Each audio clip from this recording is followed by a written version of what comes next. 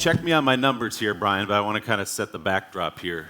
About 2.5 million Americans in jail or prisons, 7 million on probation. Is that about right? Yeah, that's right. 2.3 million in jails and prisons, about 6.5 million on probation, about 70 million people, though, with these criminal arrests, which is a much bigger number than most people appreciate. And all this over the last 30, 40 years as crime rates have gone down, prison populations have shot up. Yeah, prison population was very stable throughout the 20th century until the early 1970s. It was around 200,000 throughout the century.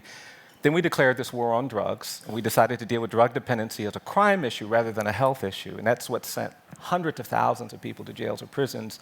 We created these mandatory sentences that don't allow us to think about the context, and that's put a lot of people in jails and prisons for life for writing a bad check or simple possession of marijuana. And so those two dynamics have contributed to this phenomenon. John, how did you come to this issue? Why is this important to you? Well, part of it was through reading people like Brian and Michelle Alexander, who wrote The New Jim Crow, but a lot of it was through personal experience. Part of it was growing up in a family where we had family members with drug dependency, growing up in a family where close friends of ours from our neighborhood have been locked up for many years, and knowing what it's like for them to be in prison, but also knowing what it's like for them to have to come home after being in prison, and the dearth of opportunities for them, and the challenges they face with recidivism and trying to reintegrate into society. But also part of it was working in schools. And a lot of my social justice work prior to thinking about this issue so much was trying to reform our schools so that we had better educational opportunities for our young people. And while I was at the schools, I was meeting these young people, being proximate to these young people, and realizing that a lot of them had parents that were locked up. A lot of them were exposed to trauma, as Dr. Burke Harris was speaking about. A lot of them had families with drug dependency issues, all these kinds of issues that made it harder for them to cope with all the problems that they were dealing with, harder for them to function in school. And then knowing that teachers and principals were being asked to deal with all these issues and make the best of these issues when a lot of the root issues weren't being resolved. And I knew that one of the biggest issues was that so many of their family members, so many of their parents were caught up in the criminal justice system, and we couldn't think about the whole person that these young people are by just addressing the schools. We had to think about how the criminal justice system, how poverty, how healthcare, and all these other issues interact with what's going on in these kids' brains to try to make them productive, healthy adults. Adam, I said you come at this from a different angle, and you do obviously as an assistant DA, but you share many of the frustrations of John and Brian. Right. So when I went to law school, I had no intention of going into the criminal justice system. I had been court involved as a young person, and obviously didn't have very good experience, with the police growing up. And I had a moment, again, being proximate, where I took an internship at one of our local city courts, and I walked in, and my idea of court was completely blown away, because what was happening was I walked into basically an auditorium that was full of people that looked like me, and the people that made the decisions that impacted their lives forever did not. And to me, that was just something that was unacceptable, and so I dove into it. So with mandatory sentencing and all the things that Brian laid out, how do you deal with that? Coming from where you come from, you have these things, some people think your hands are tied, that you have to send people off to these mandatory sentences. How do you work through that? I might be telling secrets out of school here, but we hold all the cards. The prosecutor is the most powerful person in the criminal justice system. Nothing is tying our hands at all. We make the decisions who to charge, how to charge them, and the sentences we ask for, including minimum mandatory sentences. Does that ring true to you, Brian? Oh, yeah, absolutely. I mean, I think most people have this fiction that by creating mandatory sentencing, we've eliminated discretion. But what mandatory sentencing does is shift discretion from the judge to the prosecutor. And so if the prosecutor chooses not to indict as a felony that person with simple possession of marijuana, they can do that. If they decide not to charge that child I was talking about with an aggravated homicide because they want to contextualize that crime, they can do that. And the difficulty, of course, is that the part of the system that's been least responsive to these issues historically, even less so than judges, have been prosecutors, because the incentives for prosecutors don't really reward people who are actually trying to think holistically about the needs of the offender. They're thinking about something very different, and that's why having people like Adam with that perspective in those roles is absolutely essential. What is the, if we're going to go back a couple decades now, you touched on the war on drugs, but the rationale for putting a kid who sold a bag of weed or whatever it was in jail for many, many years, how does that in the interest of public safety? Well, I don't think it is in the interest of public safety, but I think what we talked about before about fear and using fear as a way to move the populace one way or another when it comes to political advantage, it became politically advantageous. And granted, we were in a higher crime era during that time, but it became politically advantageous for people to try to compete with each other on how harsh they could be with criminals. And it sounds right, because this crime sounds terrible, so for us to make sure that this crime doesn't happen again, let's take the sentence from 10 years to 40 years. Let's take the sentence from 10 years to 75 years. Let's charge this 14-year-old as an adult, because it sounds terrible what this kid just did. And no politician thought about the collateral damage that it would cause to the community. The fact that that lengthening of the sentence wouldn't actually improve the kid's life, wouldn't improve the victim's life, or the family's lives of the victims, but it just sounded like you were stronger, if you were tougher, if you ratcheted up the sentence dramatically. And that wasn't the only cause for these things to happen, but what it gave prosecutors was a tool to negotiate. And almost every case is resolved before people go to trial. So now that they have this mandatory minimum as a weapon, it forces the defendant to choose between two terrible options, the lesser of two evils, and they end up taking a pretty long sentence because the mandatory minimums are the stick as opposed to the carrot. Yeah, I mean, I think that's exactly right. And just to give you one example of this, we have a campaign where we are trying to create a minimum age for trying a child as an adult. Because one of the things, that the narrative part is really important. We had criminologists going around 30 years ago saying that some children aren't children. They said that these kids are super predators. That's the word we came up with. And every state in the country lowered the minimum age for trying children as adults. We sent thousands, tens of thousands of kids into the adult system. We now have 15 states with no minimum age for trying a child as an adult, which means that I sometimes represent 9 and 10-year-old kids who are being threatened with decades of imprisonment in an adult prison. So one of the things we're trying to do is to create a constitutional minimum age for trying a child as an adult. Now, a good prosecutor, a sensible, responsible prosecutor, will never charge a 9-year-old as an adult. But getting somebody to commit to that is really hard, because they're going to get criticism from people saying, oh, you're soft on crime. And that political environment that John described has so corrupted our ability to do justice, but it's not unlike what you saw in Nazi Germany. It's not unlike what you saw in South Africa. There's a narrative out there that says you cannot speak truthfully about the inequality and injustice that's being created here. And for 40 years, no politician was willing to say, you know what, I think we should bring down the prison population. I think we should worry more about justice than vengeance. I think we should actually be thinking about how to deal with the lives of these kids at risk. That's changing a little bit now as the narrative changes, but I do think that's the challenge that we face. And I also want us to think about even 18 as the age of adulthood. Yeah. Because what's being made pretty clear by the science around this is that when it comes to brain development and the kinds of restraint that adults have when they're thinking reasonably, most folks don't have it until they're about 24. Yeah. So and most of the folks that are in the criminal justice system are getting first involved in it before they hit the age of 24. Right. And so a lot of the issues that folks are dealing with, they're dealing with because they don't have the kind of impulse restraint that us grown-ups have. And we're trying them as though they are hardened criminals, but they're still stupid kids, basically. And we need to make sure that our policies reflect the fact that we understand the science of how brains work now, and they shouldn't be tried as adults, even probably until they're 22, 23, 24 years old. So Adam, give us an example of how you take one of those situations. You've got a kid underage. I know you've come up with some pretty creative ways to avoid that exact scenario, sending a young kid off to a prison like the one Brian described earlier in his talk. Well, it starts from the standpoint of like we keep doing the same thing, expecting a different result for the last 400 years, and we're still failing, and that's the definition of insanity. So I just wasn't prepared to be an insane person. And like Dr. Burke Harris was up here talking about, we know the formula. We know that the kid that's 32 times more likely to have disciplinary or behavior problems in school, those are the kids that are now sitting in jail because the number one sort of indicator is disengagement with school and disenfranchisement.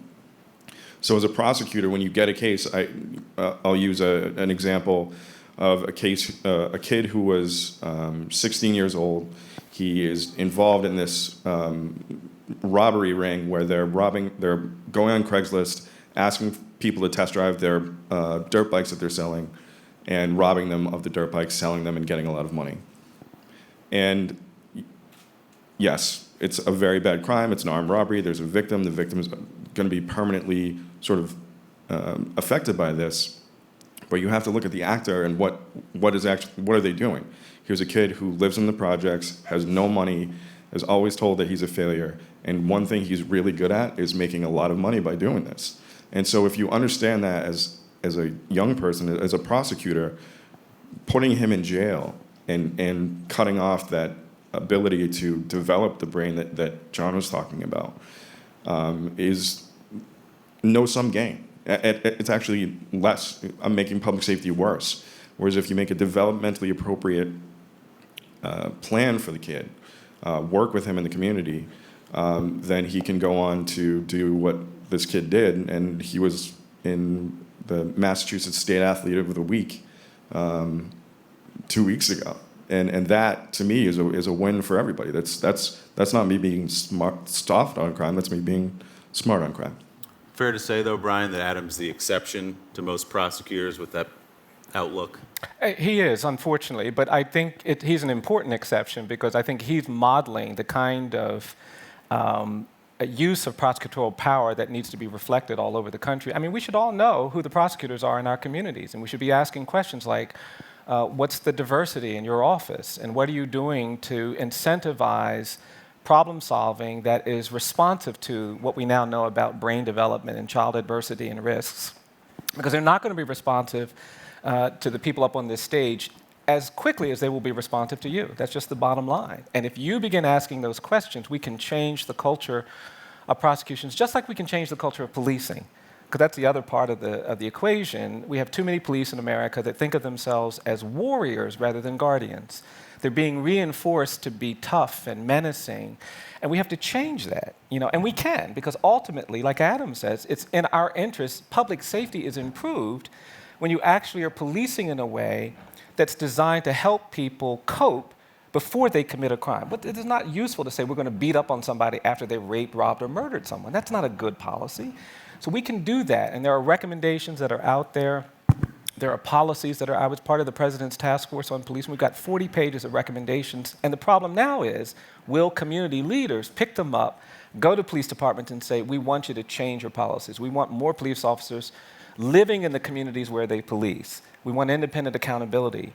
We want people to see themselves as serving the poor and the people of color who they sometimes now have demonized and see as the enemy. And that culture change can happen, and I think people like Adam are really models for how we use that role in a very different way.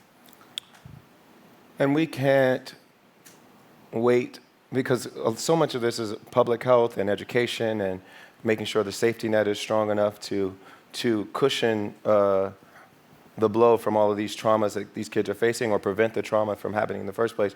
But we can't give up to the point where we say, let's just disappear our problems out into these faraway prisons, because that's what we're really doing. We're saying we have these problems, societal problems, that we can't figure out how to deal with, or we don't want to figure out how to deal with, or we don't have the political will to actually deal with. So what we're going to do is put folks out in these prisons to rot, break up their families, ruin their lives, because there's almost no chance right now that prison's going to improve anybody's life. They're going to come back out and be more fucked up than they were to begin with. And yeah. I guess I got applause for cursing liberally. Every time. But they come out worse than they were when they started. And then we haven't fixed any of the problems. And by the way, it's more expensive than the alternative. Way more expensive. Prison is more expensive than improving our schools. It's more expensive than making sure we address these public health concerns, making sure we address mental health concerns, making sure we address drug dependency issues. Prison is more expensive than all of those things. But we're spending more money and getting terrible results. So we were talking about this backstage then, Adam. Where's the shift? Because putting a heroin addict in prison is not helping him, it's not helping the society. So what's the alternative to that? And is it actually cheaper than warehousing him in a prison? So in the drug context, the numbers are out there, and that's not really my field, but it costs a fraction to treat a person long-term, inpatient, the kind of treatment that they need. It costs a fraction of what it does to incarcerate them and then let them back out to be worse drug addicts. I prosecute juveniles. I work in the juvenile context. In the state of Massachusetts, it costs the state $300 a night to keep that kid confined. Can you imagine the possibilities of investing that $300 somewhere else that is developmentally appropriate and informed by medical professionals and government agencies to support and intervene and help kids do right instead of catching them do wrong? Even if we just handed them the money, That's it would be so much smarter. Yeah. They just did there was a column in the Times, I think, the other day about the effect on a Native American community in somewhere, I forget what part of the country it was, of some kind of a casino, I think it was, that basically increased the cash flow coming to every member of the community. And on every metric, their lives were improved just by a few $100 extra a month. If we just handed these families the money, they'd be better off than what we're doing now.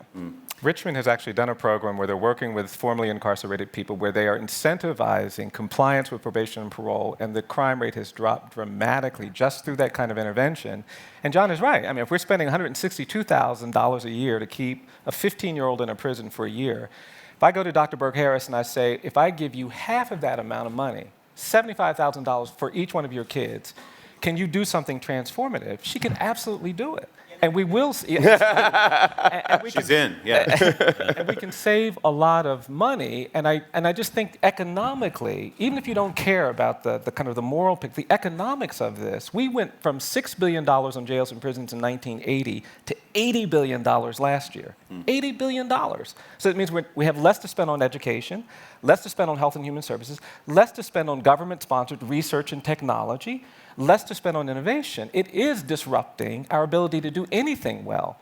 And the one threat that we haven't talked about, I just want to put on the table, is that there is a private industry out there that is benefiting from these high rates of incarceration. We now have private prisons, private medical providers, private phone providers, and they want the prison population to stay high. So they're hearing this conversation, taking notes, figuring out, well, how are we going to keep them from doing, we got to get rid of that guy in Boston. Because to them, this is a threat to an economic model that that's been very profitable. And we actually have to have the resources to combat this investment in mass incarceration, which is why we need more people in the room active in this. But there is hope. I want people to be hopeful, as Brian was talking about earlier. Hope is important. And I think I get hope from actual things we've accomplished so far. Even in California, where I live, we passed Prop 47. I was part of the initiative to pass that. And Prop 47 reduced 6 felonies down to misdemeanors, reduced the penalties for those crimes, erase felonies from folks' record if they go and sign up for the record change, and really changed thousands of people's lives based on the initiative of the people of California. Right. And not only did we do that, but we explicitly connected the alternative to prison. We said schools, not prisons, in the way we marketed this idea to the people. And what that meant was we literally were going to take the money we saved from not locking as many people up and investing it back into our communities. And so I think that's the mindset we need to have when we think about what we're doing here, is saying, let's take the money from things that are inherently destructive, inherently harmful, and invest it in things that are positive for the community and restorative for the community. And I would just give one more example. I visited a correctional facility in Portugal, and I spoke with the folks in charge of drug policy there. They decriminalized drugs in Portugal, and drug use has gone down in Portugal. The deaths from drug use have gone down in Portugal, and they've treated it not as a criminal justice issue, but as a public health issue, which drug use is. So they've taken it out of the criminal justice system, treated it as a health problem, and made it decriminalized for possession of drugs. And all the positive things that you would want to happen have happened coming out of that. So it's just instructive to us. If we think about it differently, if we approach it differently, we can have much better outcomes. Brian, do you think the narrative is changing around mandatory sentencing, the way we treat juveniles? Obviously, President Obama's been talking about this a lot, but if you go on the campaign trail, Rand Paul's talking about it, Chris Christie's talking about how it doesn't work in his state, these minimum sentences. The Koch brothers, this is one of their, it's a big piece of their platform as well. Are we getting somewhere on this? I think we are. We're at a moment now where I think that the narrative is starting to shift. Every presidential candidate has said we have too many people in jails and prisons and we need to bring down the prison population. The one piece of legislation that may come out of Congress this session may be on criminal justice reform. I just think it's important for us to define what the goal is. I'm just worried that we're going to do a few things. The feds are going to let out 6,000 prisoners. We'll pass an act which only affects 10% of the prison population. People will say they're against mass incarceration, but in 3 years, we're still going to have record levels of incarceration. So I think it's important for us to be defining, like you do in science, what the objectives are. That's why I'm saying we ought to reduce the prison population by 50% in the next 8 years. We need to get down to a level of incarceration that would still make us very, very at the top when it comes to incarceration, but we have to have those objectives. We need to stop treating children like adults when they're children. And the third area that we have to be objectively articulate is mental illness. 50% of the people in jails and prisons suffer from mental illness. 20% are acutely mentally ill. We're going to have to build an infrastructure in this country that responds to the needs of the mentally ill that are poor and have no institutional or family help other than jails and prisons. And I think that will radicalize whether we can actually turn this moment into a real step forward. And we need to continue the conversation about the people that are in jails and prisons because they are the most helpless. They need our help the most. But we also need to recognize the millions and millions of people in this country that avoided minimum mandatory sentences by taking probation where they never would have. Yeah. And that is the conversation that we need. Thank you. I'll remember that. That is the conversation that we need to have because there's tons of people out here that prison sucks. It eventually ends. The scarlet letter that you wear around for the rest of your life never goes away, and those are the people that are re-entering our prisons. And prosecutors play a role in that, again, by making those decisions. If I have a 17-year-old kid that's selling weed and he's got $5,000 in his bedroom and he's been doing it for years, I can look at him as a criminal and a drug dealer and a future threat, or I can say, you have good customer service skills, you have good marketing, you're responsible with your finances. I don't have $5,000 because I spent all my money. And so I can harness those things and develop that young mind into something great rather than putting them in a facility with other kids that are of like mind and making them worse people. Like, it just doesn't make sense to me that there's not more of a 21st century prosecutor. Got about a minute left here. John, when your child reaches your age, how do you hope our criminal justice system is different than it is today? Well, I think, I talk about this a lot. I talk about the idea of love versus fear. I want our